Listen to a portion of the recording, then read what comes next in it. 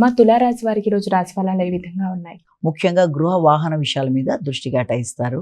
విద్యా సౌఖ్యాన్ని పెంపొందించుకునే దిశగా కృషి చేస్తారు. వృత్తిపరమైన అభివృద్ధి కొరకు నూతన ఆలోచనలు చేస్తారు.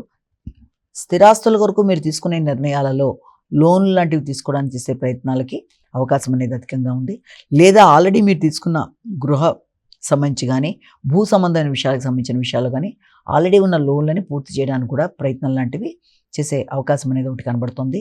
అలాగే పెద్దల యొక్క సహకారం అనుకూలంగా ఉంటుంది. ఉన్నత స్థాయి వ్యక్తుల యొక్క సహకారం, అదేవిధంగా మీ యొక్క సంతాన వర్గం యొక్క సహకారం, దాంతోపాటుగా మీ యొక్క వ్యక్తిగత ఆలోచనలు మొదలైనవన్నీ కలుపుకొని అన్ని విధాల అభివృద్ధి పరంగా ముందుకు వెళ్ళడానికి కృషి చేస్తారు.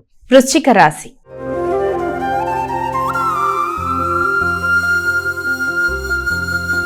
మా తదుపరి రాశి అయినటువంటి వృశ్చిక రాశి వారికి ఈరోజు రాశి ఫలాలు ఏ విధంగా ఉన్నాయి? వృశ్చిక రాశి వాళ్ళకి ఎఫర్ట్స్ అన్ని ఉపయోగించి అనుకున్న పనులు అనుకున్న సమయంలో చేయడానికి విశేషంగా కృషి చేస్తారు. ఆ విషయంలో పెద్దల యొక్క సహకారాన్ని కోరుకుంటారు. అంతేకాకుండా మీ కింద పనిచేసే వర్గం కూడా మీకు సమయానికి మీకు సహకారం అందించడం బట్టి చాలా సునాయాసంగా పనులు అయిపోయే అవకాశం అనేది ఒకటి మనకి కనబడుతోంది. అంతేకాకుండా మీకు వ్యక్తిగత ధైర్యం పెంపొందించుకునే దిశగా ప్రయత్నం చేస్తారు.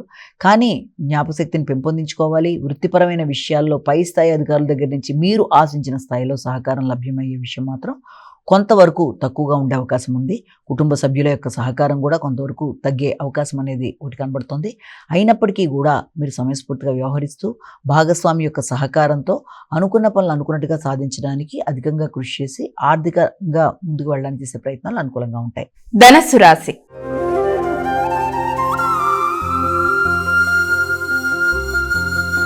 అమ్మ, ధనుసు రాశి వారికి ఈరోజు రాశి ఫలాలు ఏ విధంగా ఉన్నాయి? వీరు ఎటువంటి జాగ్రత్తలు తీసుకుంటే మంచిది? కుటుంబ వాతావరణంలో, ఆర్థిక విషయాలలో, ఇతరులు చేసే ప్రమాణాలలో మొదలైనవన్నీ కూడా కొంతవరకు ఇబ్బందికరంగా ఉండే అవకాశం ఉంది. అంటే మిశ్రమ ఫలితాలు వచ్చే అవకాశం ఉంది. ఆర్థిక సంబంధమైన విషయాల్లో సమయానికి ధనం చేకూరే విషయంలో కొంత లోటుపాట్లు లాంటివి ఎదురయ్యే అవకాశం అనేది ఉంది.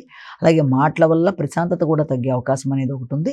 దానివల్ల ఇతరులతో అంటే వృత్తిలో కానీ లేకపోతే కుటుంబ సభ్యులతో కానీ కొంత ఘర్షణలకు దారితీసే అవకాశం ఉంటుంది. కాబట్టి ఈగో ప్రాబ్లమ్స్ తలెత్తకుండా కుటుంబ సభ్యులతో కావచ్చు, లేకపోతే మీరు వృత్తి చేసే ప్రదేశాల్లో కావచ్చు, ఆచితూచి వ్యవహరిస్తూ ముందుకు వెళ్ళాలి.